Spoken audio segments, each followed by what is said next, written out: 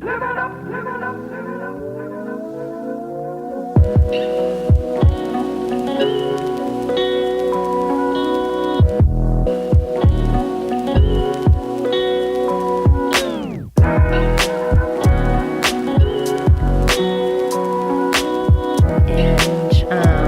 an alliteration, so you know it's correct. Yeah, it has to be correct. Yeah. Roadmap, redemption, riboflavin. Nice. Yeah. They belong together. Sorry. No, you're good.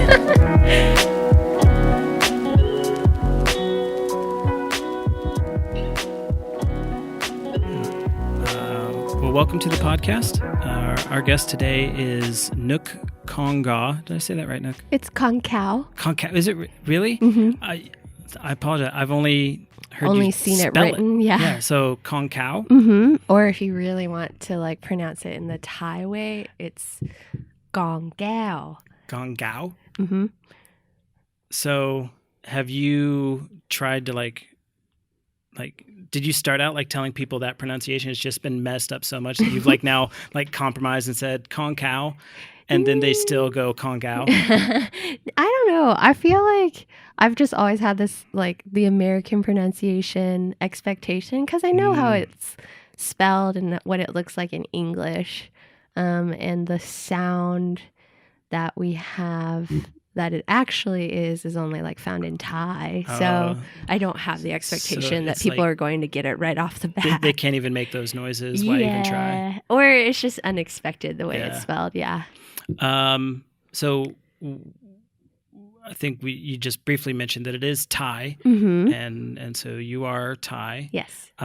Give us a little bit of that story. Like, were you born in Thailand? Sure. Or just to Thai parents, or what? Yeah, both my parents are Thai, and so am I. I was born in Bangkok, Thailand. Okay. But when I was 2.5, we moved to Texas.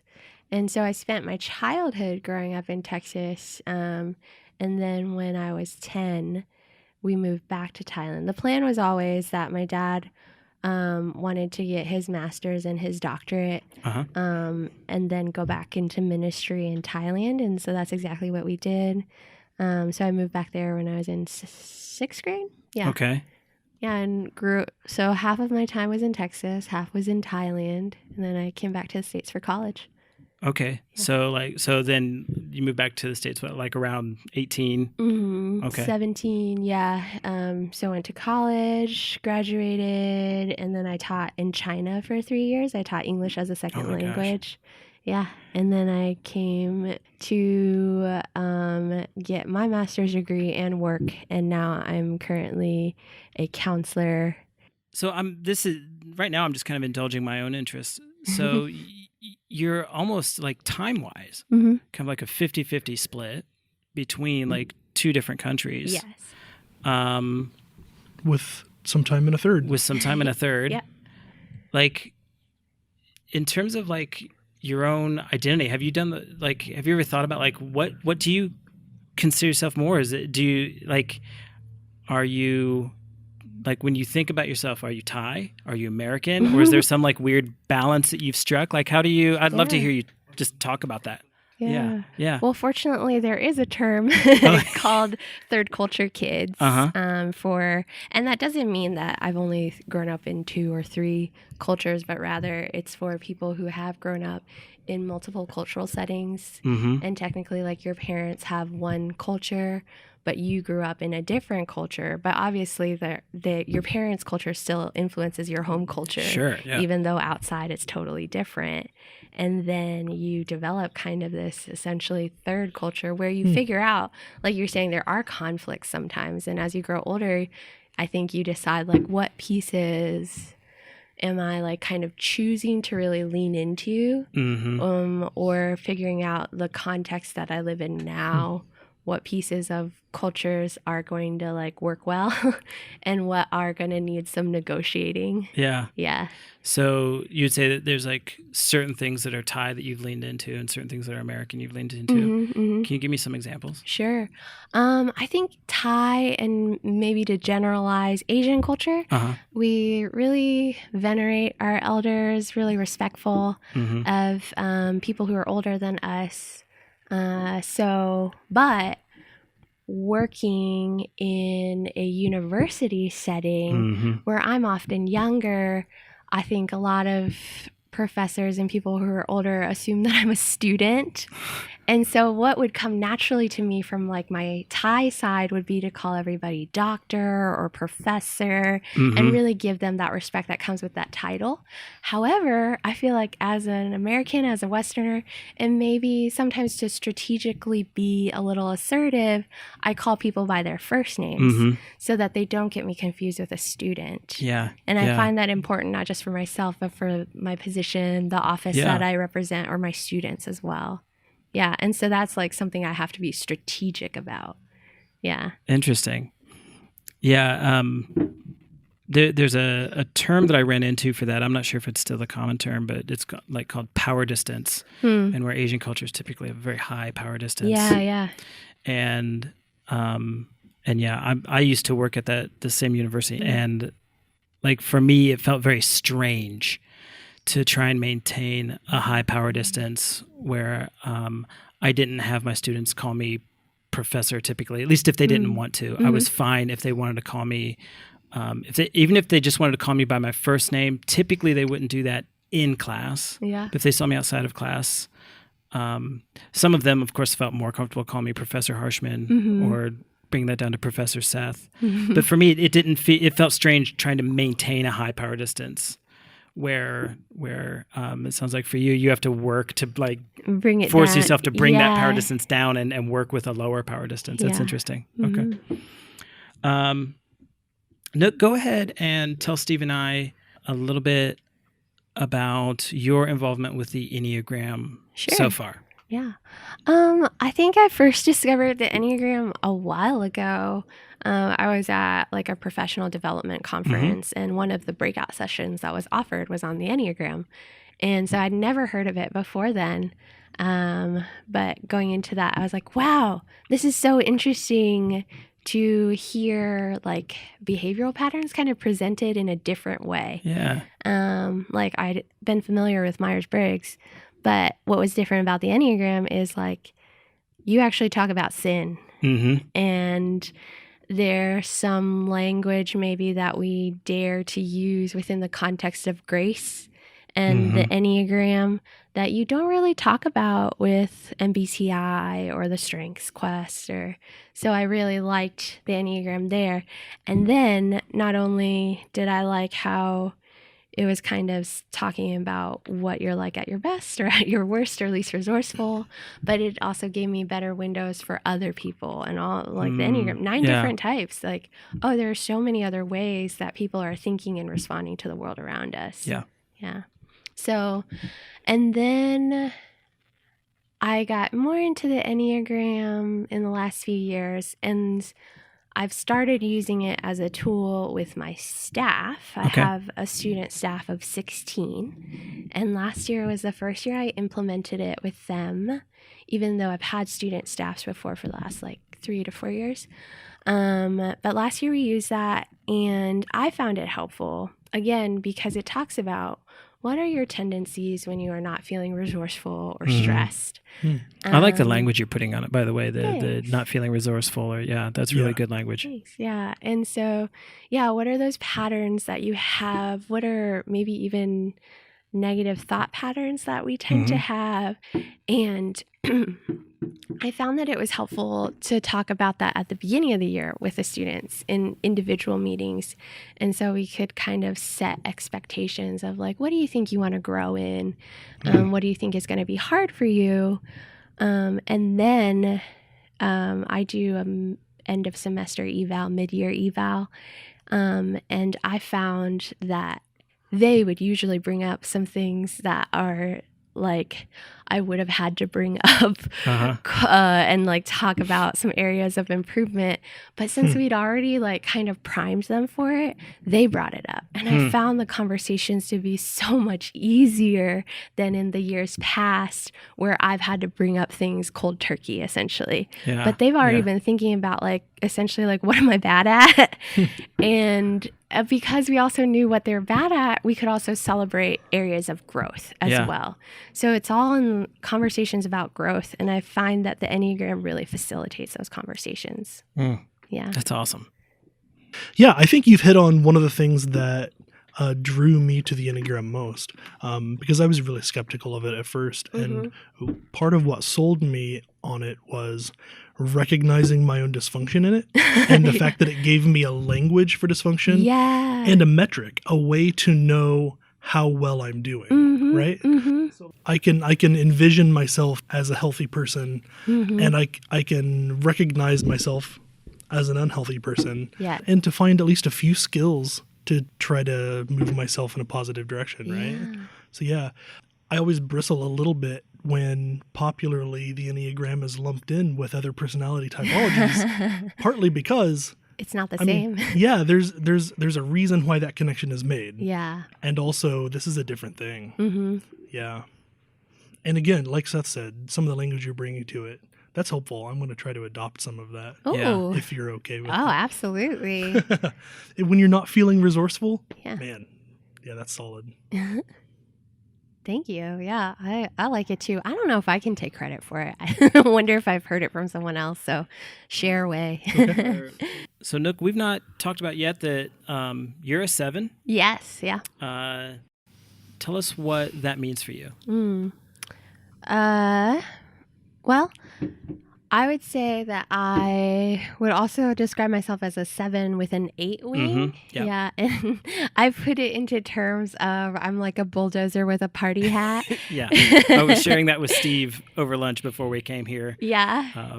That I've heard you use that term before. Yeah. And like that's maybe like being a little harsh on myself. But in a lot of ways, I say bulldozer with a party hat because I think I'm fairly enthusiastic about the things that I set out to do, or I'm excited about things. And generally, I bring other people along into that excitement. Yeah. And I would say that I'm fairly competent with my words, and as well as having a lot of energy. And so one of the things that I've noticed about myself is sometimes I can bring people into the moment, but I need to check with them still and make sure I'm not bulldozing over them within my like good intentions and my enthusiasm. Maybe everyone still isn't like fully bought in or as excited about certain ideas that I have. And so recognizing that I'm a bulldozer, that reminds me to like take a step back, check in with people, and like learning about the Enneagram now. I know like, you know, maybe like my 9 friend is like just wanting to be the peacekeeper, kind of going with the flow, not wanting to rock the boat. Or like maybe that 5 kid is still has a lot of questions and wants to know more, but I haven't taken the time to like see how they're like internally withdrawing. Yeah. You're just throwing more glitter at them and hoping it'll be okay. Yeah. So like for the sake of my community and for my friends, I've learned with the help of the Enneagram to like my enthusiasm is a good thing for the most part. Like it makes things entertaining. It makes it fun. I tend to have a lot of gatherings at my home and people enjoy it. But also it reminds me that like in quieter moments, that's okay too. And like even in the chaos and the fun, it's also okay to like check in with people and be like, you okay? I've noticed or whatever. And people appreciate that too. Yeah, absolutely. Yeah. So I guess that's in a nutshell a little bit of the 7. The 7 also tends to want to avoid pain, right? And so in learning about that, it's like, oh yeah, looking at young me, I could see that especially. And one of the illustrations I'll give is from my childhood. I remember like watching movies, and you know, like every movie has like that breaking point where everything goes wrong. And I can remember like every time watching a movie like in my living room when I knew that things were about to go wrong in that movie. And I knew that the happy ending was coming, but I couldn't sit there.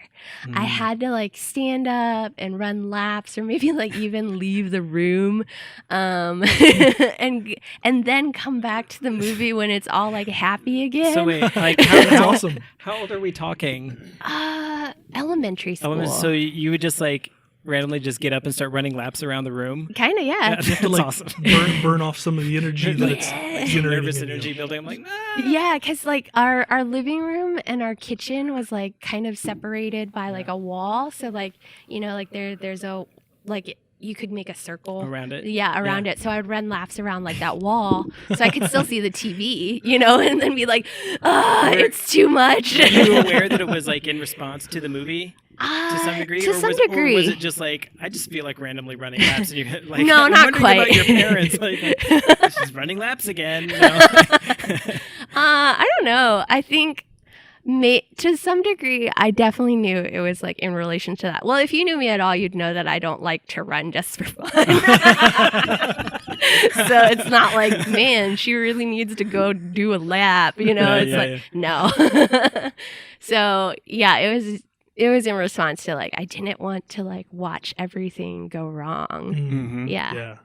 Just curious, like, do you still use like physical activity to like deal with that nervous energy, or I mean, I imagine you've developed other ways, but I don't know. I just some of those patterns and how they continue on is interesting to me. Sure. Maybe sometimes.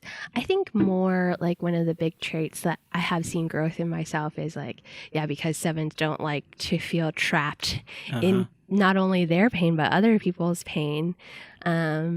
I think it's unusual that I've chosen to be a counselor. Yeah, I was going to bring that up. That's kind of against type. Yes, yeah. One of the reasons Steve and I asked you to be on the podcast was because like that's a very interesting decision for a 7, and so that really continue to talk about that. Well, one of the things that I also love about the Enneagram is I've heard it referred to as a roadmap to redemption. Mm-hmm. But I liked also what you're saying, like the Enneagram can be like a metric of growth, right? Mm-hmm. And so that's one of the things that I've seen in myself is like I think I've learned to accept incremental pain for the sake of growth. Sure. And I guess you could say one of the ways I see that is in physical activity. So I like CrossFit. I like working out. And you expect to be sore if you've done things correctly. And you're pushing yourself just enough not to like hurt yourself, injure yourself, but you are pushing yourself to grow. I mean, you're talking to 2 5s who we like to pretend that we don't even have a body at all. So this is new information for me. Like you're telling me how a body works, and I'm like, oh, that's it. Wow. I've had experiences with this thing called body. I didn't like it. I like to say that I don't have a body. I just have an analog avatar. It's a very 5 joke. I get it. There's this classic Sherlock Holmes bit where he's trying to solve a case, and so he decides to not eat for a long time. Oh. And part of the reason is he thinks that if he starves his body, his mind becomes more free of his body and it's more powerful. Yeah.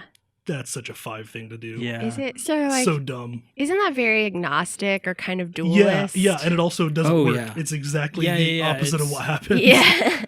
It's very, very Gnostic, very dualist if you're used to using those terms. Yeah. Yep. 5s, natural Gnostics. Mm-hmm. Sounds like you should like add a little like jingle. Natural Gnostics. Da da da. I don't know. I mean, maybe we've come up with a new brand for 5s. And, I'll work on that. Okay. I'll work on a jingle. You good? Steve does all the post-production, so Nice. we'll see what he comes up with. But okay, what was I saying about? Man. Incremental pain. Yeah.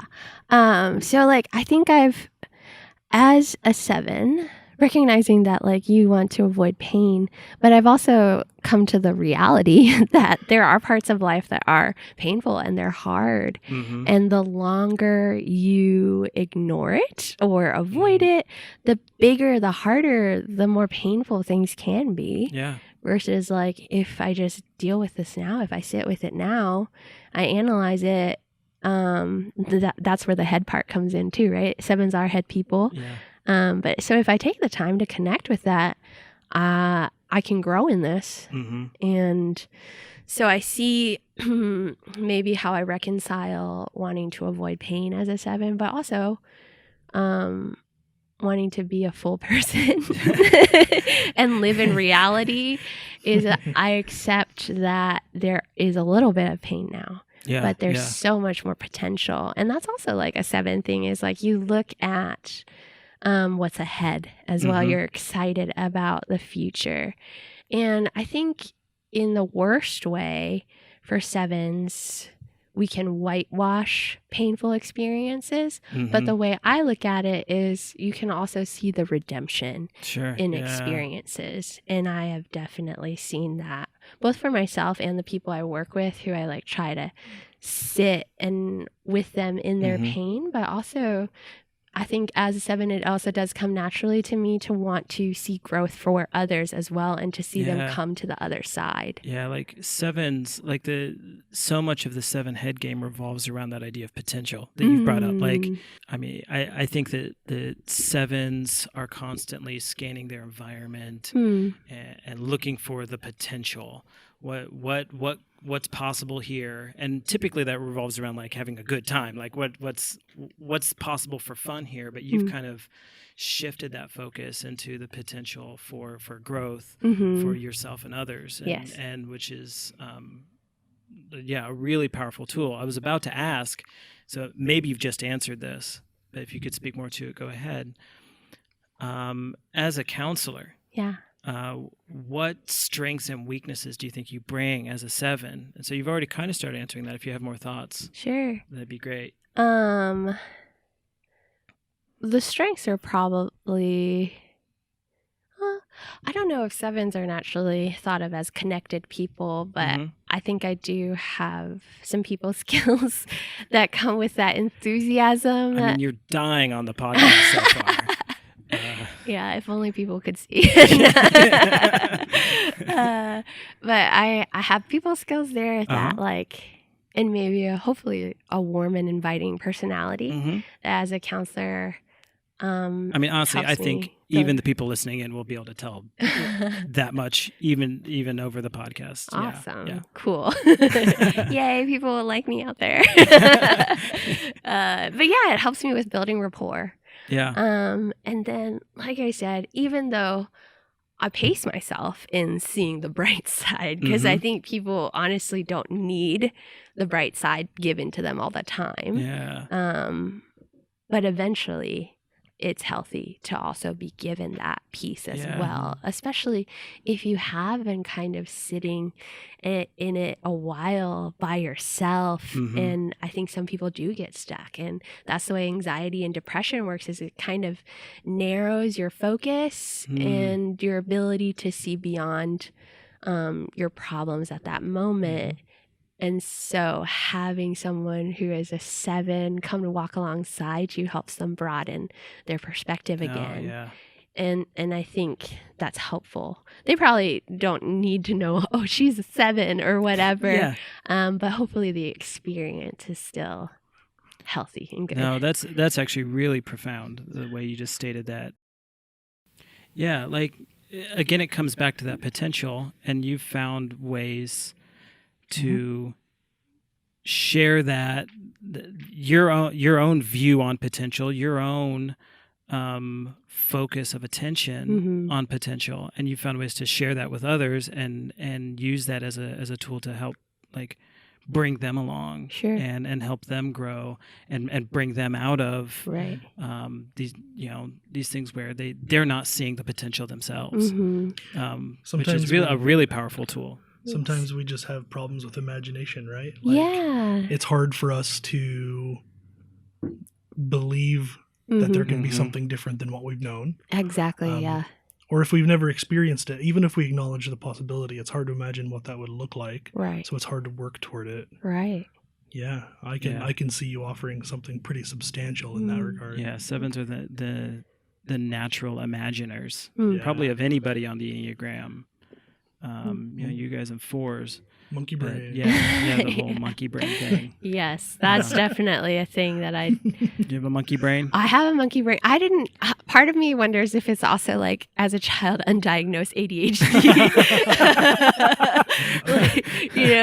And then, like, growing up, it's like, oh, man, I need to be able to bring people along on this, like, journey that my brain has, like, taken. I would describe it as, like... If everybody is on point A and B, I've jumped to G, And like for me, there's a natural connection because they're all the alphabet, right?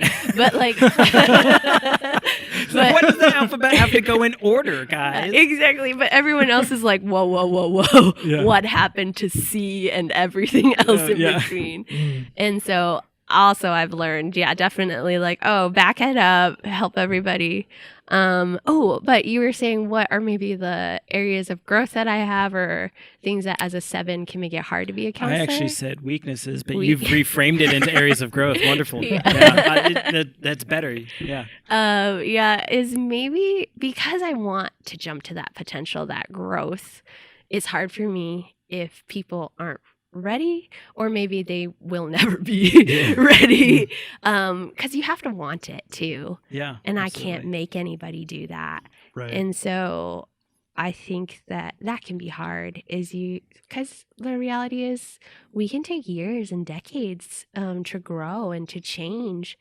And as a 7, maybe I want to see that faster than what people at that moment are willing to do or able to do, depending on their circumstances. And so I would say that's something that I have to remind myself, and I have to look still for where are they growing. And like trying to celebrate those with people, even though they might seem so small to maybe just the observer who has no idea what everything is going on inside them that took them to make that step. So I could see that being something that I continually have to work on, is like still seeing areas of growth in other people that I might not even consider growth because I don't know their journey. Yeah.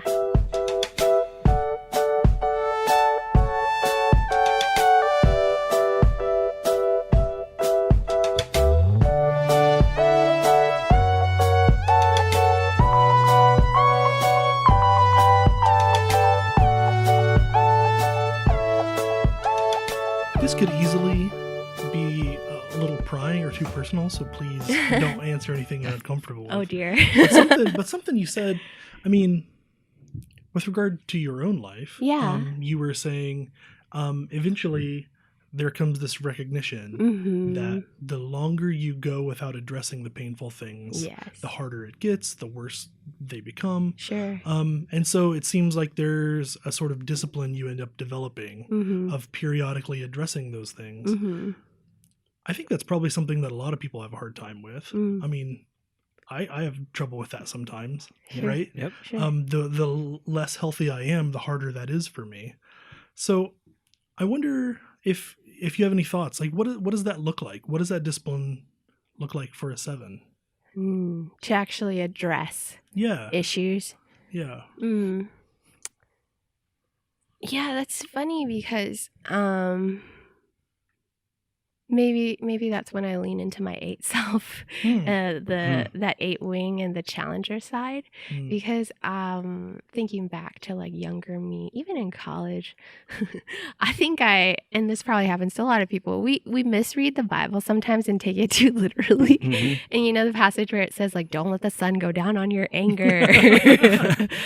I maybe took that too literally for a while, especially in like romantic relationship of like, no, we need to address this now. And I've learned over time, like, you know what? 2 a.m. is not a good time to continue a conversation. And that's probably maybe because that 8, that challenger wing, is not naturally me. And so it's like, I'm going to lose momentum if I give up. So learning to temper that of like, you know what? You can come back to this conversation. It doesn't have to be done now. I wonder if there's a sense of wanting to address it as soon as possible so that you can get back to things being okay. I think that was probably younger me for sure. Is like, we need to like take care of this now. It's gonna be good, hopefully, in the long run. But like, I have to deal with it now. To get back to that maybe the discipline part is also learning discernment of when do I deal with this now, or when is it okay to wait because maybe the other party's not ready, or maybe this is not a good time because there's chaos and stress in other areas. Yeah, so discernment has definitely come into it. But I guess one of my underlying values for me personally is like relationship and community. And I know that with that comes communicating well and figuring out where are there breaks in communication too. Yeah. So along with discernment comes with also what's my end game? What's my end goal? And maybe this is also being a counselor, but I've learned that like in avoiding pain, we end up avoiding the things that we love and care for as well.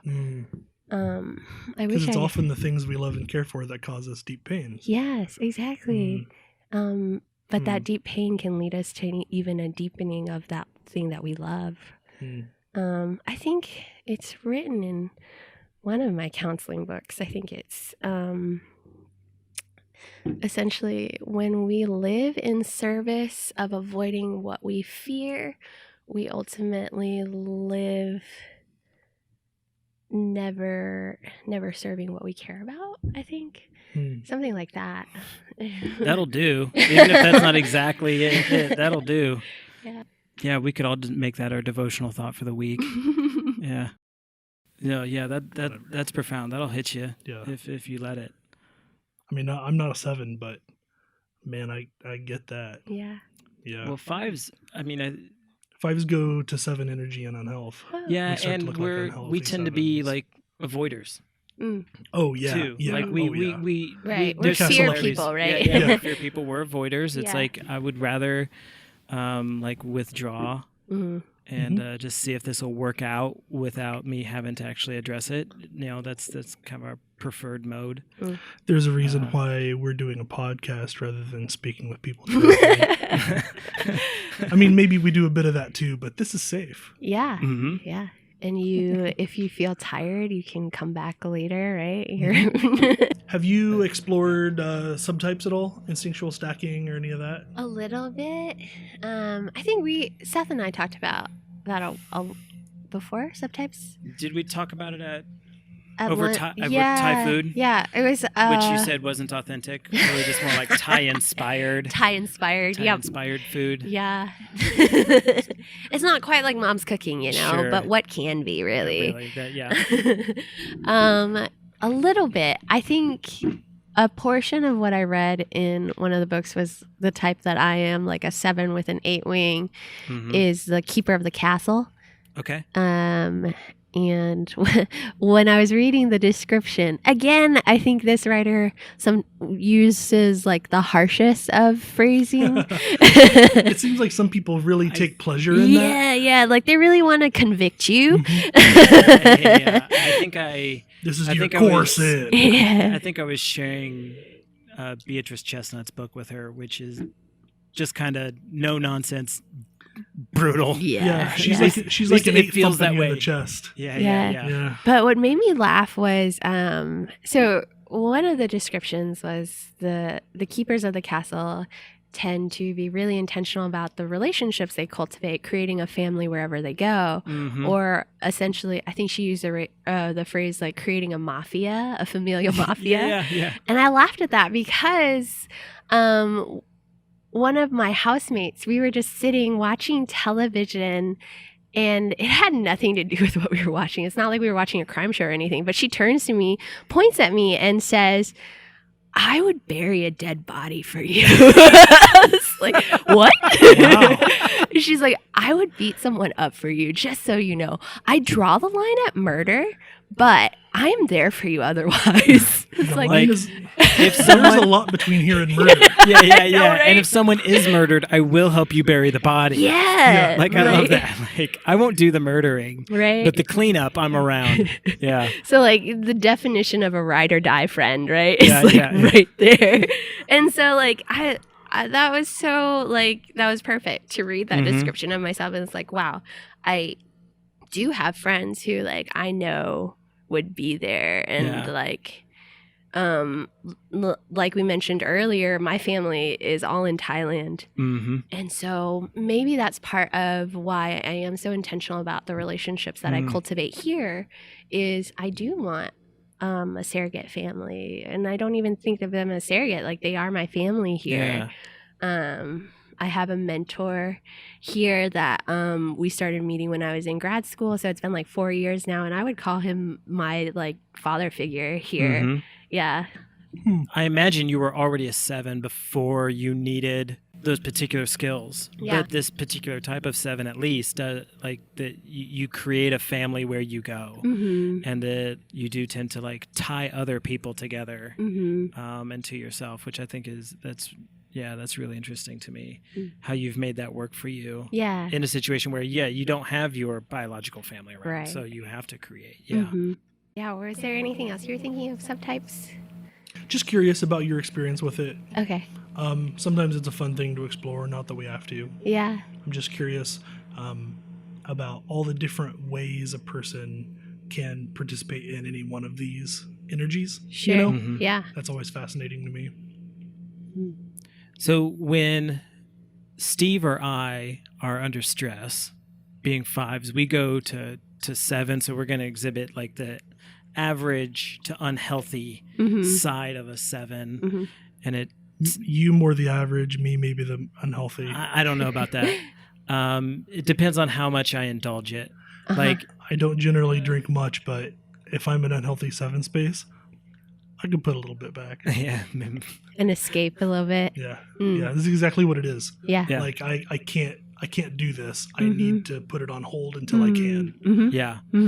And so we still tend to withdraw, but with none of the benefits that a 5 can bring to withdraw. Like exactly a 5 correct. Withdrawing, we still at least have the mental activity going. We're processing things. We're maybe coming up with solutions to our problems. When we do 7, we're still withdrawn, except it's just absolute pointless activity. Interesting. So for me, it involves like playing video games, just tons of video games. And I know that if all of a sudden I want to play video games when I haven't been, for me that's a red flag. I go, oh well, I'm probably stressed about something.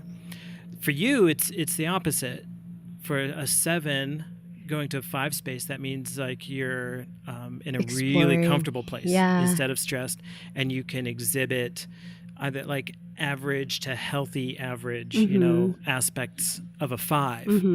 I mean, off the top of your head, are you able to maybe talk about that a little bit, and like what does that look like for you? Sure. Maybe one of the ways that I can see that the most is I finished grad school last year, and man, life is so much easier when you're only balancing work. Oh, yes. Oh, yeah. Yes. Yeah. And I was like, wow, what is all this time? And one of the things that I was worried about is like, do I just like do school because I have to? But actually, once I was done with grad school, then I had space and time to read and explore and research things that I really cared about. And I still I really enjoyed grad school as well.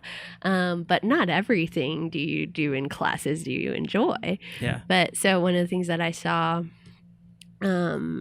I guess going to the 5 is wanting to gather more information about empathic concern and compassion and the Enneagram. Those are things that I started researching.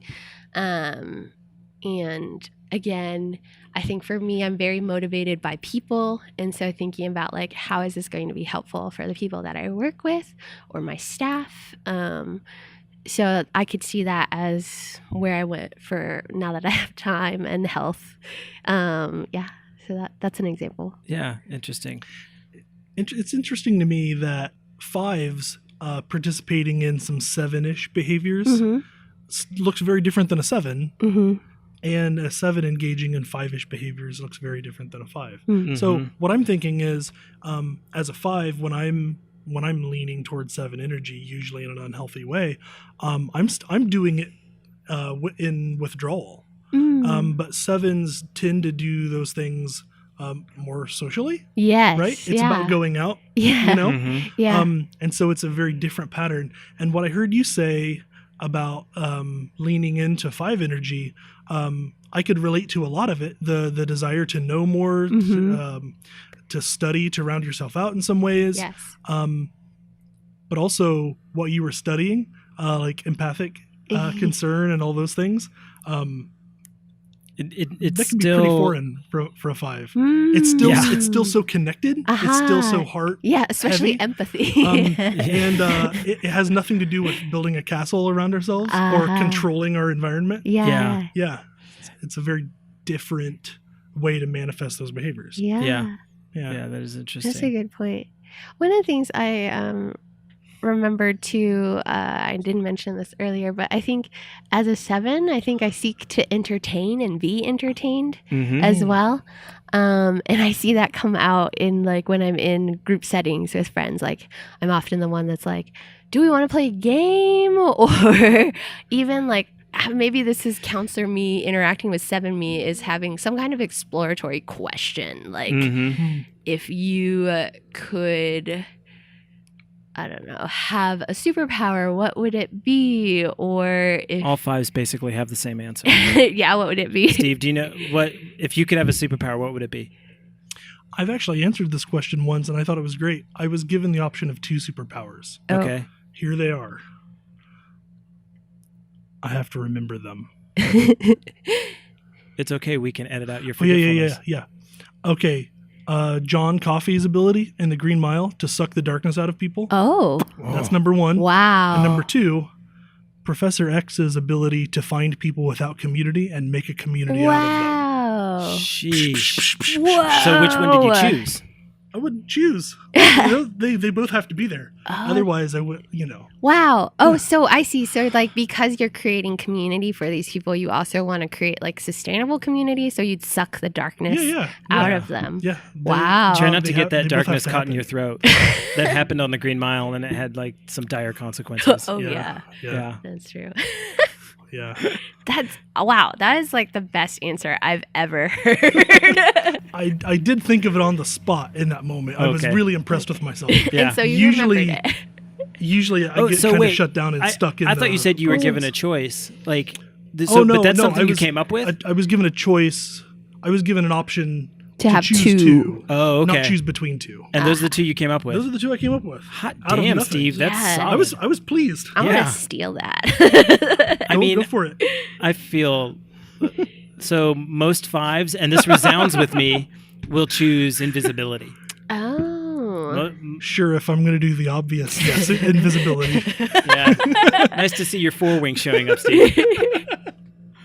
But yeah, most 5s will choose invisibility because like we do that so much anyway, where we like withdraw all of our energy. We camouflage like crazy. and just kind of like disappear but it also allows you to disappear and observe. Yeah. And observe uninterrupted. It's like being in a duck blind, Yeah. right? Yeah. I want to see everyone else and not be seen at all. Mm-hmm.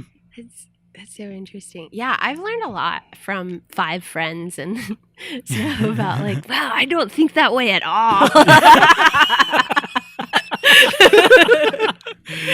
So, I mean, we were talking about party games, but like, what would your superpower be, Nook? Oh, I would choose selective telepathy. And the reason why I Telepathy like with a filter. I have like this. I have to have that caveat of selective because I don't want to hear everyone's thoughts all the time. Mm-hmm. I'd want to choose, but there are times where I'm like, I really wish I knew what you were thinking.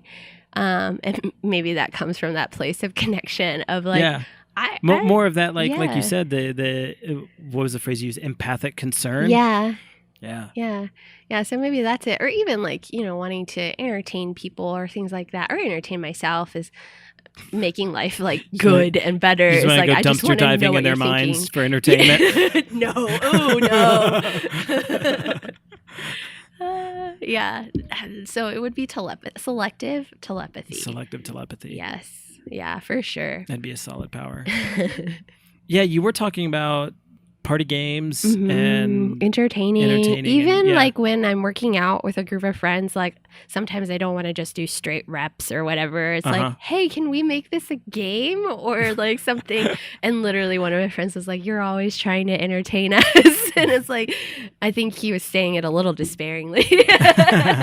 But it's true. It's like definitely a trait of mine is like, how do we make this enjoyable? Yeah.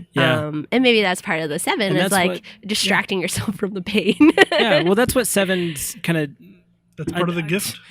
The phrase that's running through my head is that's what 7s bring to the party. Yeah. I mean, except that actually 7s just bring the party. We are the party. The 7s are the party. You're the bulldozer with the party hat on. Yeah. Maybe if 7s had a superpower, it would be gathering people. Because they know, like, people would come knowing that this is going to be a good time. And 7s supply the energy for the group. Yes. Like, when everyone's together, like, the 7 will supply enough energy that, like, everyone's, like, feeling good. Unless things turn, and maybe you've noticed this with yourself, unless things turn and it's not going the 7's way, and then they will go ahead and, like, just turn their energy all the way down, and then all of a sudden everyone's like, so wait, what are we doing here? What? Yeah. Like, what's going on? Why are we like people notice? They can be pretty, people like 7s can be kind of like mean about it. It's like, well, if you don't do what I want to do, then I'm just going to take all my energy out and then see how much fun we're having. Yeah. And like it works though, because they bring the energy, they bring the fun. Yeah. Yeah. That's so true. I feel like that hasn't happened often in my life. I feel like I'm a pretty good team player. Okay. But that does bring to mind, there's some kind of seminar that I was at with like a staff. And in our discussion, for some reason, I just didn't connect to the material. And so I was just quiet for like the half hour, 45 minutes that we were just debriefing. And that like never happens. So afterwards, like 6 different people came up to me to check in with me of like, are you okay? And so maybe you're right. It's like, it is noticeable when our energy is gone and people are concerned. Isn't it interesting? Like people have become so used to your energy and you supplying that it has a real genuine effect. Like they can feel it. Yeah. Where 5s, I think if we showed up in certain ways, people would be like, what's going on there? Yeah. Normally in a group situation, I'm at the back, right? Low energy. When suddenly I do have energy and I'm like moving in the conversation, it's unexpected, right? People aren't sure how to handle that. Yeah. Just before we stray too far, have you ever noticed like when you're in that, like you're bringing the party and you pop out and say, hey, do we want to play a game? Have you ever noticed how the 5s just like all of a sudden move toward the walls and try and locate themselves on the periphery, hoping to not have to participate in a public game? Like it's like our nightmare. It really. Anytime when people would be like, oh, let's play this game. I'd just be like, oh no, this is going to suck all my energy. In social work, every time we have a get together or a training, people want to do a fun icebreaker and I'm just dying inside.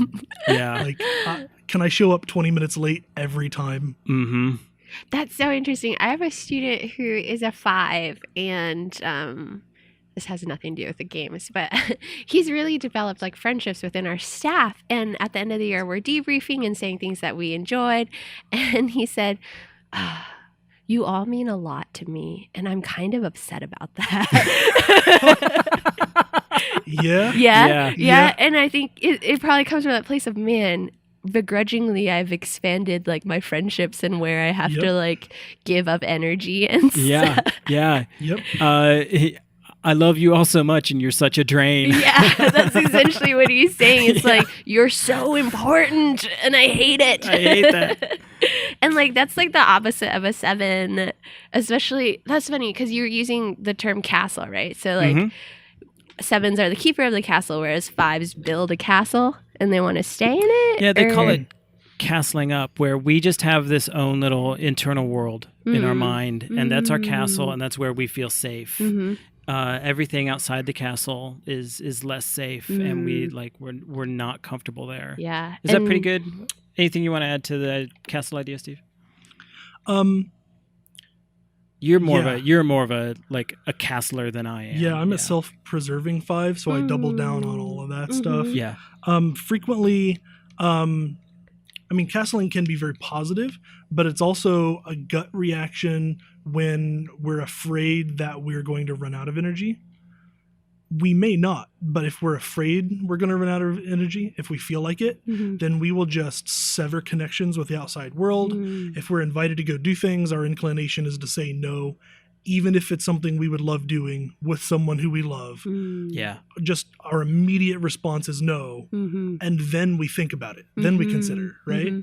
I use this illustration all the time of avoiding people in the supermarket. Like I see somebody who I love and I avoid the crap out of them, right? So even in that moment, I'm trying, yeah. Even in that moment, I'm trying to castle up. Like, no, that's going to cost me. Yeah. Right. Yeah. Yeah. 5s. Our castles have a wall, a moat with sharks in it, and when we withdraw, like we go over that drawbridge into the heart of the castle, up into the highest tower, and just.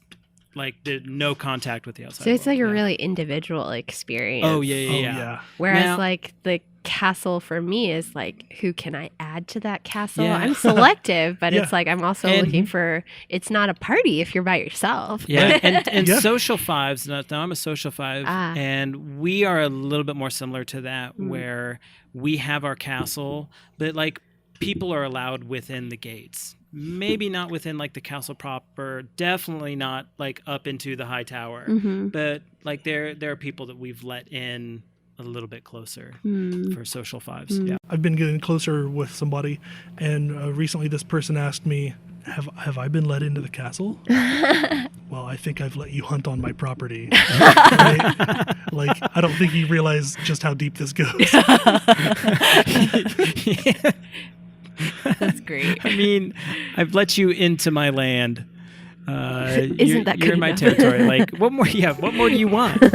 Yeah, that's funny.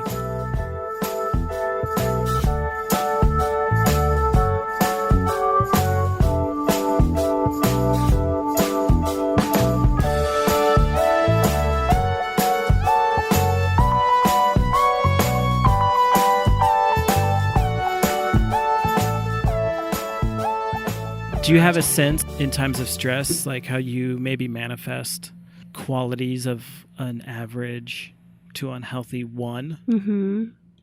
So my understanding of like some of the unhealthy 1 traits or unresourceful 1 traits are maybe getting a little nitpicky about and fixating on details. And I would say that details are important to me.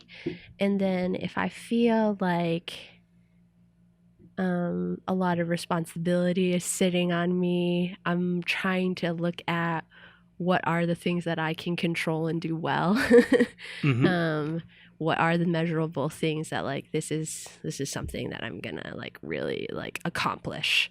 And I could see that when, let's see, one of the like minuscule things, but I took pride in this when I was a resident director, is we were the dorm that year the fire alarm was never set off.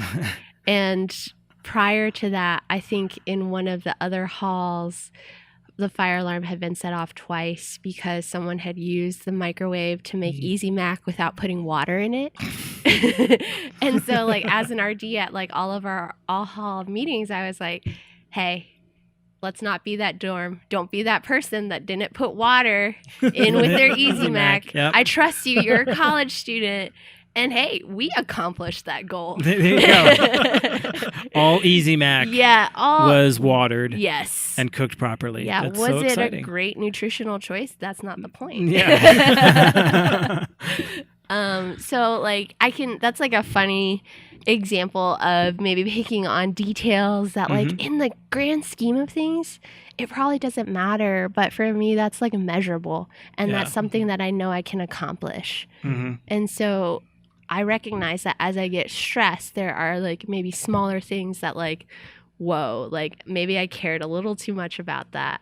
I guess in another way, moving to China, I mentioned that I'd lived in China for a little bit. There were like certain things that like weren't readily available. And so there's one like rosemary was actually an herb that I could get it there, but I had to go to a certain store. And my housemate and I were cooking, and we spilled the entire jar all over the floor. And I didn't realize that my reaction was so big until like later my housemate was like, yeah, that was like a little crazy. And like, cause I like went on the floor and I tried to scrape it together and put it back in the jar. We can still use this. And there might be broken glass in it, but we can use it. Well, there wasn't broken glass, but what had happened the day before was she had seen a cockroach, and she freaks out hard when she sees a cockroach. She emptied like a whole bottle of Raid on this like maybe like 3x3 area in our kitchen. And so she's probably thinking that rosemary is going to kill us. Yeah. But in that moment, she did not step in and say, don't worry about that rosemary. So I can see that definitely when I am not feeling my best. There are like little details that it will bother me that like that didn't go well, because I'm thinking like, if all of the world like falls apart, at least we have our rosemary. At least we have our rosemary. Yeah. That's a great story. I love that. You got me thinking about rosemaried cockroaches. One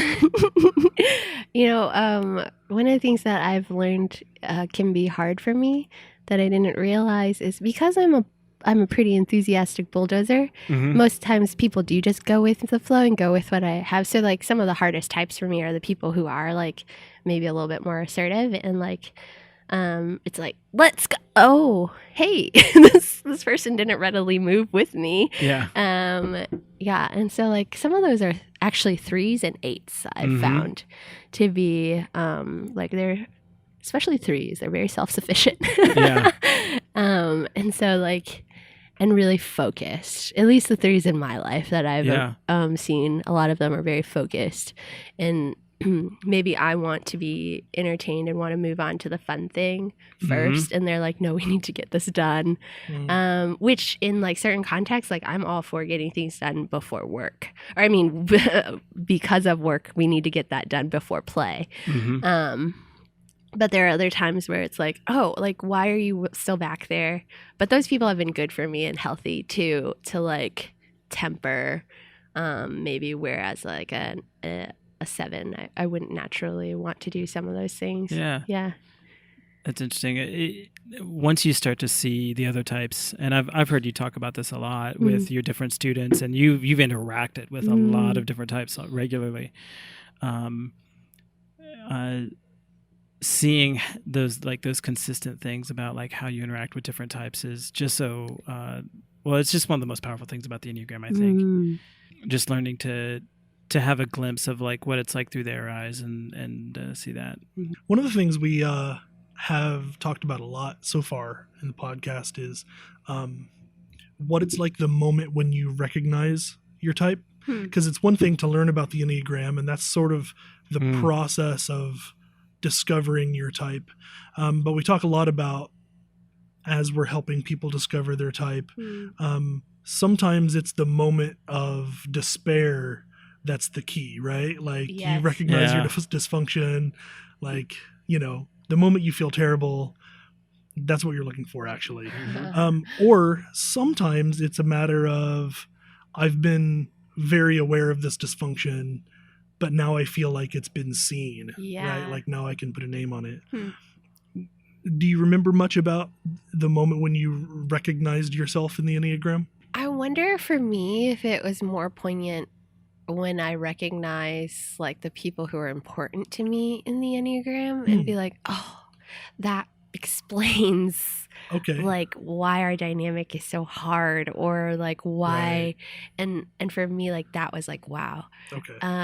Maybe because like the 7 sometimes sounds really exciting to me, so it's like, oh yeah, that's great. 7s very obviously have a lot to offer. Yeah. Yeah. Yeah. Whereas like hearing certain things, like it was actually like really freeing to listen to Richard Rohr's seminar and him explaining the 8. Mm. And I remember his story about like there was this guy in his seminar who every single time challenged him. And so afterwards he talked to his other friend and said, well, he'll say Bob, I guess. It's like, why? What's up with that guy Bob? Like, what's wrong with him? And his friend was like, oh, Bob loves you.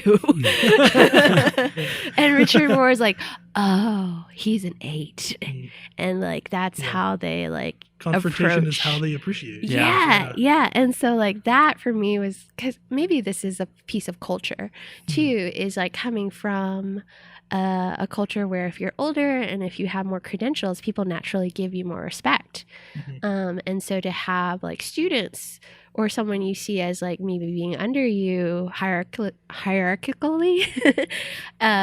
challenge you, that's seen as disrespect. Right. But to have it framed as an 8, oh no, they think you're strong enough to handle their questions, to handle their skepticism. Right. And that is them interacting with you in like the intimate way that they know how. The most genuine way they know how to do. Yeah. So I found that really helpful.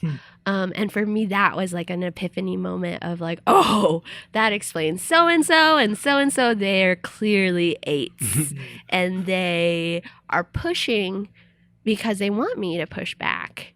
And they really respect me because we can handle each other. Right. Yeah. And so for me, that was helpful. Also, like recognizing like, so like friendships and people who you work with, but even like in dating relationships, I've thought about like, oh, a 7 with a 7 can sometimes be bad.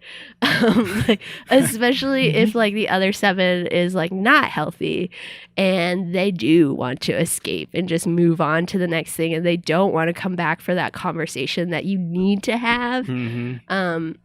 And so again, the Enneagram was explaining some dynamics there that I was like, oh, that is why. And that's what happens every time. And so that, yeah, that's maybe more for me is like when I understand my type interacting with another type is like, oh, that, like you were saying earlier, it gives me language to help me recognize like what's going on.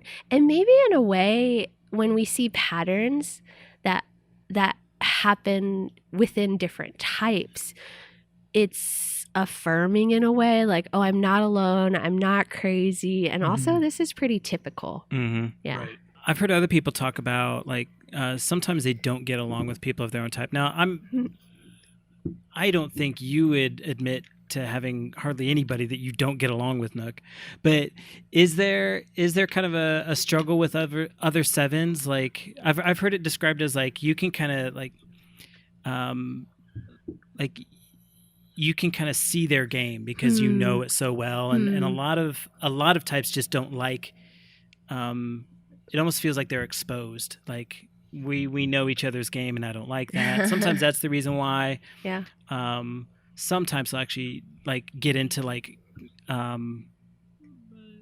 competing where like, no, we're both trying to do the same thing, but we can't both be doing it at the same time. Like I'm just kind of wondering, do you find it easy or hard or does it just depend like when with other 7s around? I wish you could have been a fly on the wall a couple weeks ago when I That's precisely what a 5 would like to be. Thank you. It's such a wonderful invitation. It was a few weeks ago. I was like talking to this person who was an acquaintance, but we were kind of getting to know each other. And I was like, yeah, what did you do this weekend? And I was like, well, I just went to an Enneagram seminar. Yeah. And she's like, no way, you're into the Enneagram? Who was leading that Enneagram seminar? I don't know. Nick? This like guy named Seth and Emily Hathaway. Yeah, EmilyHathaway.com. I think you could sign up for that. There's also a SethHarshman.com now too, by the way. But yeah. Okay. Yeah. But yeah, so I said like, I went to an Enneagram seminar and she's like, no way. oh, what type are you? And I'm like, I'm a 7. She's like, oh, I'm a 7. And can you just hear the energy there? Like, so like both of these, I see like in your eyes is like, oh no. It's like, so, like you recognize that and you're like, I do not want to be in this interaction. I'm getting worn out just thinking about it. It's a similar but not the same moment when a 5 recognizes another 5. Yeah. When somebody says they're a 5, it's like, all right, so you get it.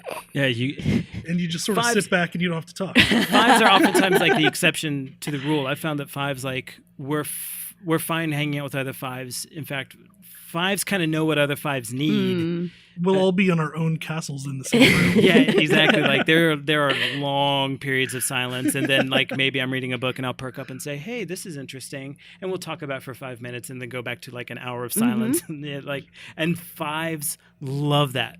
Other types, if they're hanging out with multiple 5s, have no clue how to do that. They're like trying to fill the space, and we refuse to let them do it.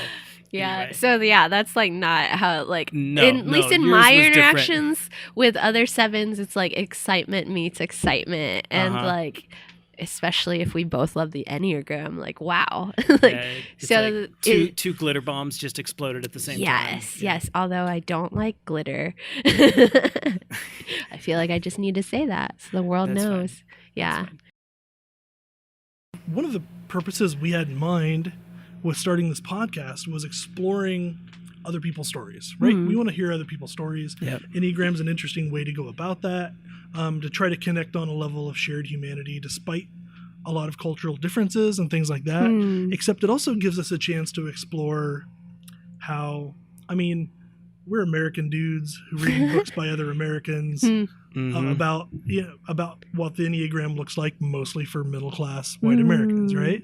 So I'm curious about the Enneagram in other cultural settings. Like you've talked a lot about how the dynamic of Respect, and the way power works and all of those things. And I just wonder how those things condition the way these energies get expressed, right? Like, I'm sure that in a culture where respect is more important, 8 energy probably manifests in a slightly different way. Maybe the bulldozer slightly more reined in, or maybe they use respect as a tool, or like, I don't know. I'm just curious about a lot of things like that. Yeah. I wish I had gotten into the Enneagram more like when I was in Thailand, and I think exploring the Enneagram as an adult who's had a few years of experience working would be different from like when you're in high school and college. So I can't say that I've used the Enneagram in Thailand as much. But that's a good question of like, does culture kind of maybe force us to play certain roles? I've heard that discussed, I think, in the Liturgist podcast. They talked about like a lot of women in particular maybe feel the need to serve as a 2. Yeah. And you might not naturally be a helper. Yeah. Well, I think you definitely like within like, this isn't like a culture associated with a nationality, but like within evangelical culture, women are definitely pushed towards like, can't you all just be 2s and help out in the nursery? Kind of thing? Yeah. Or like even thinking about my parents in ministry, my mom, I would identify her as an 8. She is a force to be reckoned with, very fierce. And she doesn't fit that stereotypical, and maybe this is a very old stereotype of like the missionary wife is she plays the piano, she teaches Sunday school, and she does all these things that are helpful in the church. My mom's still very helpful, but she does not play a musical instrument. She could teach the kids, but that's not where her giftings are. Yeah. She's better at like balancing the books, and she's a great orchestrator from that behind. Like she makes sure everything runs well on Sunday.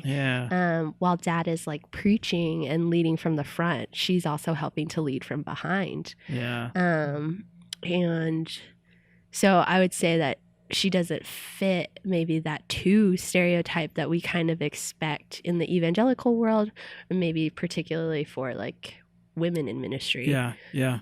But she's still a huge support. Do you It's just think not the way that we expect. Do you think that she felt free to be an 8, or was she pushed towards 2-ness, or did she just resist that push and no, I'm an 8 and that's what I'm going to do? I mean, I don't know. as a kid, it can sometimes it's not always easy to discern how all that worked, because parents shield kids from so much of that, which is good. Sure, that maybe I've been shielded, but I feel like even though my mom definitely defers to my dad, and he's like the head of the household, I feel like they've always had like a really respectful relationship where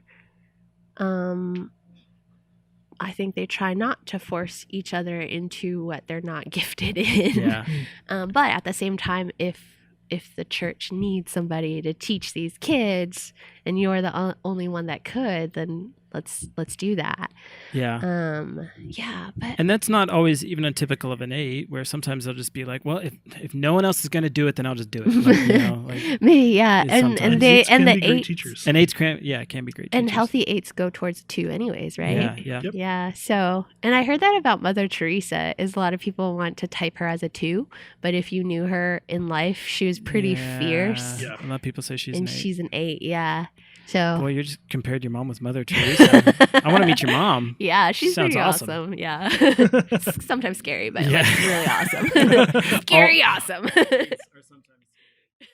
Although back to like your culture question, like I think Richard Rohr types certain cultures by like the types, right? And so he says France is 4-ish and England is 5-ish. And what are the Swiss? Are they a 1? 9, I think, right? Yeah. 9-ish.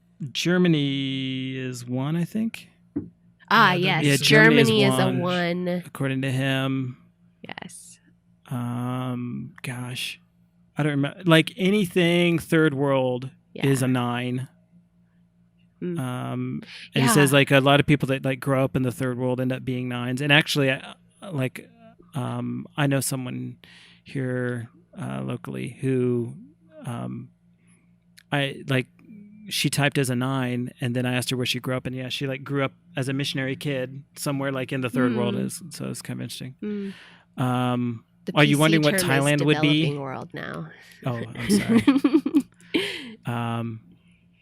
But yeah. Oh, so I was actually, that's funny that you said that developing worlds tend to get typed as 9s, because I was just thinking like if I had to type the Thai culture, and I can probably give a historical story that would maybe help. Cool. I guess 9s. Yeah. Thailand would be a 9. So one of the points of pride that we have as a country is Thailand was never colonized. Right. Even though in that area, the French colonized like Cambodia, and England was also in those areas. Like that's why Singapore speaks English, Hong Kong. Yeah. But Thailand was never colonized.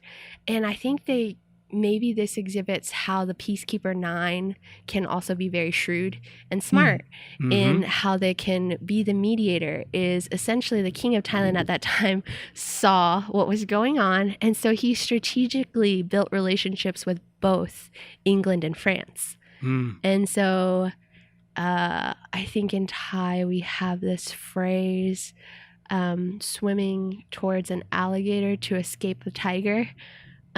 Because you have these two major forces that don't want to fight each other. And so as a result, you escape. So like rather than thinking that a 9 energy is necessarily passive, it's actually pretty active and clever. And so that's how Thailand wasn't colonized. Because at that point, I think both the British Empire and France were pretty exhausted by their other wars. Yeah. And they're like, we just, fine. Like, that's awesome. Yeah, that's really interesting. Yeah. So, if we had to maybe type Thailand as a culture, and they are known for hospitality, like I think their tourism slogan is the land of smiles. And they are. And tourism is like a huge industry for us, and we keep peace. Yeah. Although we do have political turmoil as well, but we've also had a lot of things going for us. That's, that is reality for 9s, right? Under the surface, there's a lot of turmoil. That's true.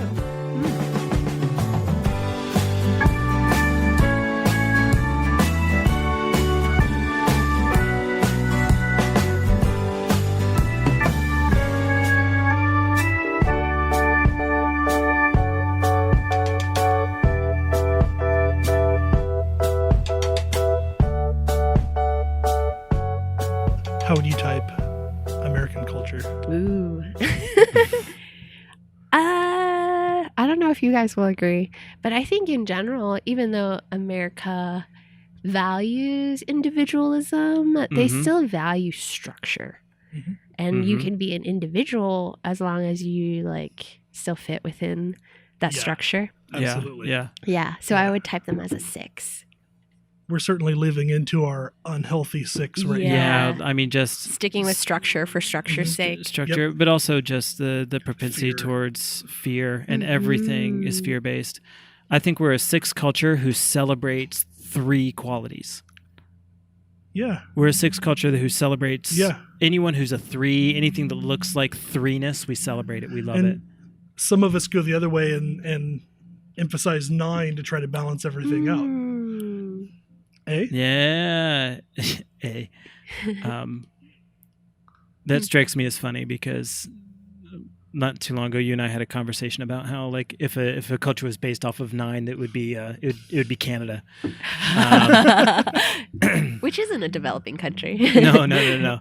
Well, it had more to do with 6s are probably like 50% of the population. Yes, and if they, we were kind of going around and asking, like, if any other type were 50% of the population, they would all be a huge disaster. Like if 7s were 50% of the population, oh sure, that would be nothing would really ever bad. get done. Yeah, and so like there's like different forms of dystopia that would occur. Sure. Except 9. I think 9 is the only other number that would work. Really? And yeah, I think 9s they wouldn't would work. be too passive if they felt a lot of turmoil. Well, I don't know. I mean, possibly, but I just think it would look a lot like Canada. That was my sense. I think that if about 50% of the population is 9s, there are still plenty of others for the 9s to be pushing against, right? Yeah. The 9s are still going to have to be active peacemakers. That's true. Yeah. Because the 8s are still going to be trying to bulldoze. The 3s are still going to be trying to succeed. What does a 3 look like when they walk into a culture dominated by 9s? How do you succeed in a 9 culture? They would just kind of morph into a 9? Yeah, that's what I'm imagining. Like they would just mellow out, maybe? Well, except that 3s don't... I mean, 3s don't morph into 6s just because they're in a 6 culture, though. Right. They find ways to work their way to the top and succeed, which might look differently in a 9 culture. It might still look the same. Talking about groups, though, that reminds me. Like I mentioned that I use the Enneagram with my staff. Yeah. And it was really interesting. We put it all up on a board of like where do each of the staff members fall, and we had like a couple of 8s, and no one was surprised at who ended up being 8s. Everyone's like, oh yeah, that makes sense. And the 9s and the 5s. But what struck me as really interesting was I had nobody on my staff that was a 6. And some of the nature of the work, I also work for our Office of Intercultural Learning and Engagement. And sometimes we talk about topics on diversity and where structures have not worked well for us.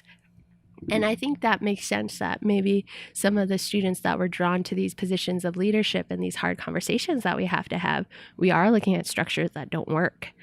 And that might be not what would draw a 6. So I just thought that was interesting that nobody on my staff last year was a 6. I do think that certain types are drawn to certain kinds of professions, right? Yeah. Because of the strengths and weaknesses involved. I'm familiar. I'm familiar with the this seminar that Roar's seminar that Nuk keeps referring to, where he says he has a friend who's a 5 that just went completely against type and became a massage therapist. Somebody recently said to me, like, have you considered becoming a massage therapist? I'm like, have you forgotten who you're talking to? So you want me to touch and talk to people? Yeah. There is a sense in which I have to start like intentionally acknowledging bodies are a real thing. However, I could see that being very good, right? Yeah. Because the 5s I know who start like intentionally working out when they're young helps round them out in a significant way early on, right? Yeah. And in doing something like massage therapy, what are 5s brilliant at?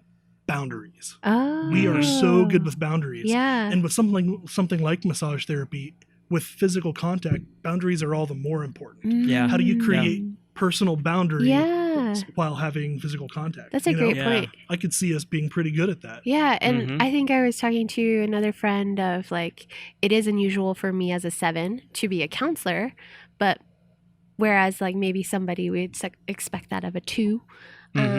But 2 sometimes can foster codependent relationships if Mhm. they're Yeah. not at their healthiest, right? Right. Whereas like a 7 doesn't want that. Like a 7's like, I would like you to come along for this journey, but I don't want to carry you. Yeah. I don't want to, Yeah. It's I not don't fun want us to anymore. get stuck in the whatever's like Yeah. going on with you. So like as a counselor, I think I innately don't foster some codependence. I want them to have those boundaries because I want both of us to be healthy. That potential, Right. that Mhm. growth, right? Yeah. Yeah. That seems to be a consistent thing. When we move into our strength, right? Yes. And take on some of those behaviors, we do tend to avoid the worst part of the dark side Yeah. of those Mhm. strengths, right? Mhm. Like, what do we often say is the dark side of 8 energy? Accidentally running over the people you're trying to help and not realizing it, Mhm. you know? But 5s are hypersensitive about that. Yeah. If we're in 8 mode and we accidentally, like, we recognize that we've harmed somebody, Mm. at least for me, that drops me right out of 8 energy. Like, it's hard for Mhm. me to continue. Yeah. Right? I can see how that might be something to explore. Something to explore about dark energy or About how, when we're moving in our direction of strength, uh-huh. how we manage to engage a lot of the good Yes. behaviors, the good behavior patterns, Uh-huh. without falling prey to a lot of the negative ends of it. Sure. Oh, okay. Yeah. Perhaps. Like, Because 5s are good with boundaries, right? Mm-hmm. yeah. So when but we 5s overdo it. actually, so when 5s actually manifest 8 energy, Mhm. we do it in a way that's a little bit more delicate and balanced than an Exactly. 8 naturally would. Yeah. Exactly. And 2s have trouble with Yeah. boundaries, right? But Mhm. once they figure it out and they're doing the 5 thing of setting healthy boundaries, Mm-hmm. they Mhm. probably don't go overboard with it, Mhm. whereas we tend to. Yeah. Yeah. And 7s maybe are head people, right? Yeah. And if they take the time to actually engage with your headspace, you analyze like your behaviors and there can be growth in that. Right. Versus like if you don't want to engage with it and you escape it in your darker side, then that's where there won't be growth. Yeah. Yeah. Hmm. Yeah. I mean, I think it's definitely the case that we all balance each other out, Mm. and learn a lot from each other. Yes. But yeah, I like this. Like as we're moving along the lines, actually in both directions, seeing how, like as a 5, I can manifest a more balanced 8 energy, or maybe a little bit more balanced 7 energy, and a 7 being able to offer show a 5 what it looks like to be a little bit more balanced, not so in the head all the time, and willing to venture out. Yeah. And along your stress line, showing a little bit more balanced 1 energy. I'm a big proponent that we can learn along both lines. A lot of times the stress point yes. gets kind of turned into only a negative, and I don't think that's the case. Right. If we revisit it really- intentionally, Yeah, Uh-huh. yeah, in it's controlled really important. ways, it helps us not drop into it in Yeah, major moments of unhealth. Mhm. yeah, exactly. I find. So, Which means your video games can be good, just as long as you don't really want to play them, right? yeah, as long as I only play them when I really don't want to, I'm fine. Yeah. That's interesting.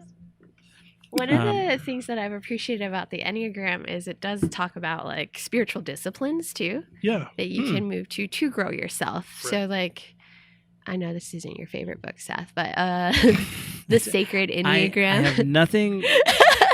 I think it's an excellent book. I don't think it's an introduction. That's all. Yeah. But there's some incredible stuff in that book. So yeah.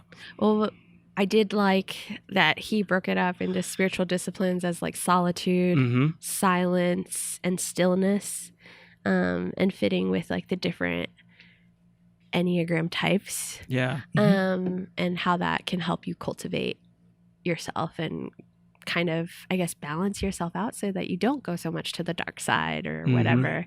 Yeah.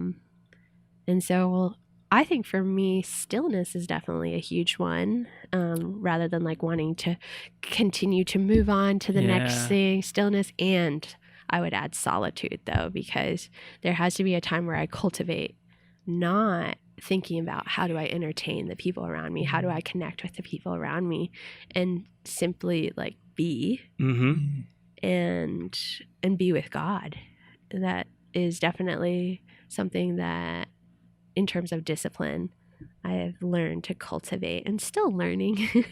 I'm also an extrovert, so my MO would probably be like, yeah, where is there more people time? Whereas maybe S5s, you guys are like, where is there me time? Where is there more me time? Yeah.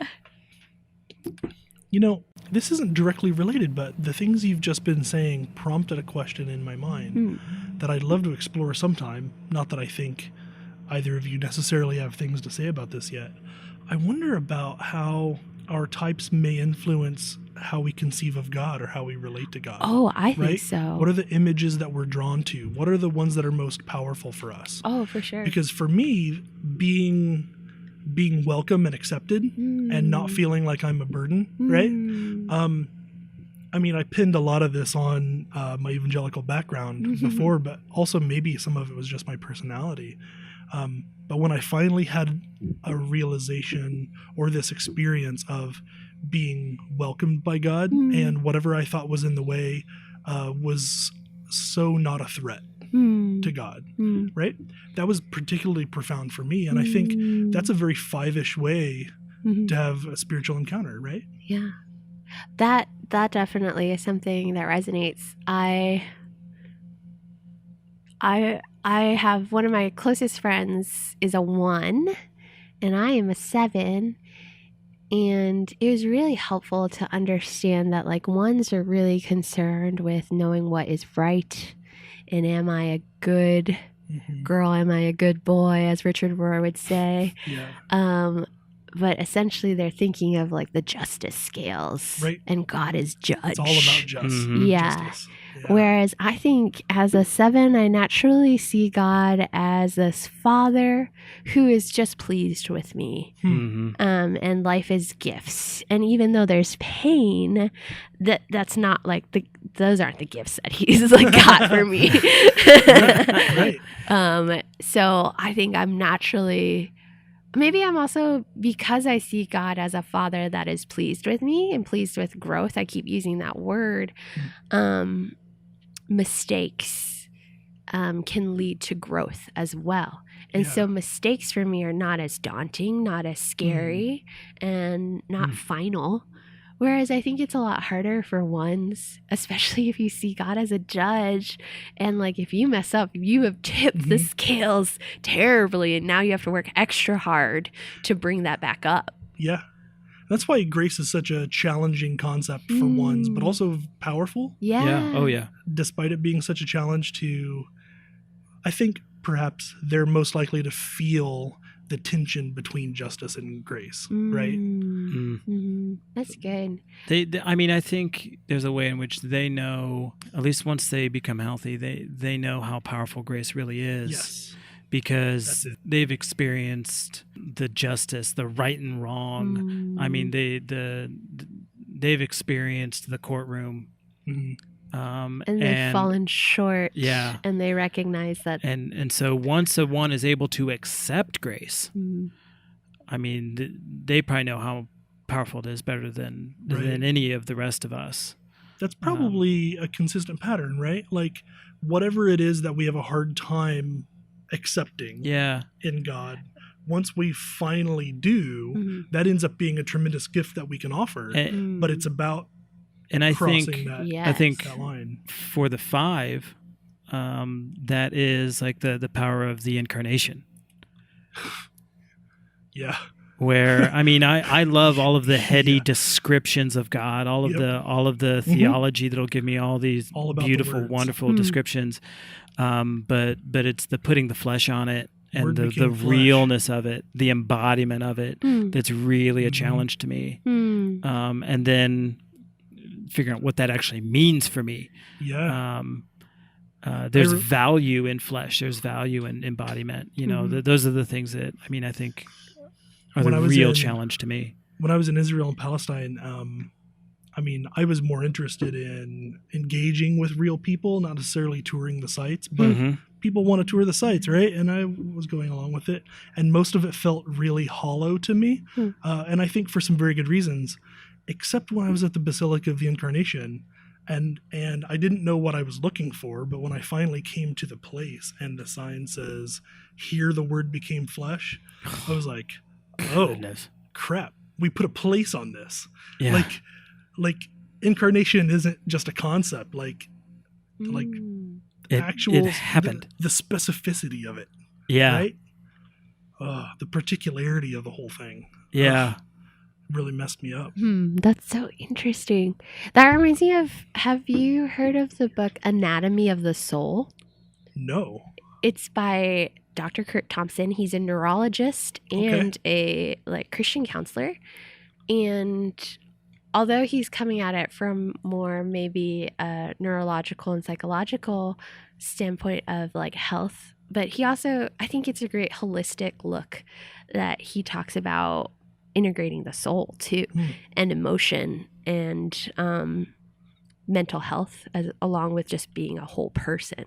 And maybe that's where I feel like that fits with our discussion of the Enneagram, is ultimately we get to know both our true selves, our false selves, and then your whole self, right? Yeah. And talking about the body and our emotions and our spiritual side. And that book really talks about how it all integrates. And he maybe addresses it better for people who err on the side of like body and science. Maybe like they want to have everything logical and physical. And he's kind of laying it out that these are interconnected. And so like the fact that you are falling apart physically might be related to the fact that you have a lot of unexplored issues with your father. And now that there's the birth of your son, you're really worried about, can you be a good father? Yeah. And it's all deteriorating because it's catching up with you. You feel that he uses the word disintegration. So disintegration. Yeah. I love that. Right? Yeah. Versus we need to move towards integration and wholeness. And this is there's some commonality in terminology there. The Enneagram. Yeah. That might be worth looking into. That sounds like a terrible book to read. It sounds real hard. It does sound like it would real be painful. Challenging in a way. As fives, you might love the information. But Yeah, then exactly. You're like, oh, what is all of this other stuff? This guy's killing me. Yeah. So, I mean, we talked about like ones and when they learn to accept grace and how powerful that is. Fives in the incarnation. What is it that sevens, like when they latch on to that, that's like the powerful thing for them? Can you say that question again? I don't know if I can. So ones, when they come to understand grace, that's really powerful for them because they've been through the courtroom.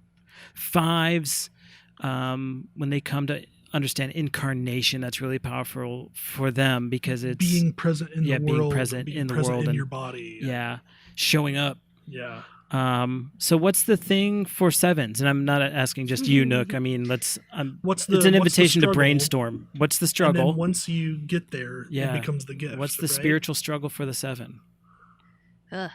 Maybe it was what I was saying earlier is like, if you see God as like a father who gives good gifts, but maybe you're limited by what you expect are gifts. Yeah, because you even said, I mean, sure, there's pain, but those aren't the gifts. Yeah. Maybe they are. Yeah. I don't want to go too far with that. There's a sense in which that's unavoidable, right? Right. Yeah. And that's maybe what I've had to like reconcile is, where does pain fit in God's goodness and plan for our lives? And how is pain redemptive? Yeah.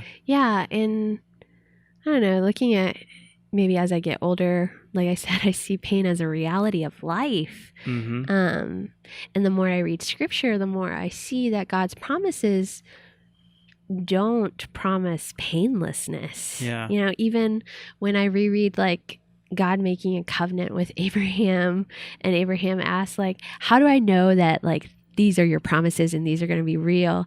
And like one of the first things he says is your people are going to be enslaved for like 500 years. I was like, oh. Wait. It's like, imagine putting that in your wedding vows. Yeah.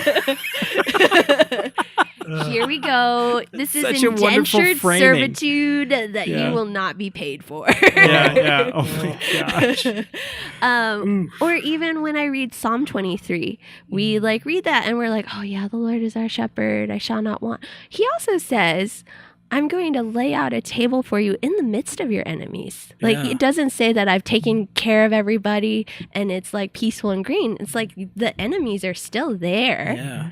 but I am here too. Mm-hmm. Right. And so I think as a 7, for me at least, I can't speak for all 7s, but for me, it's like seeing where God is still gifting me in the pain, or maybe with the pain. I don't know. Like, they're, Trusting God when it's not easy and not yes. fun.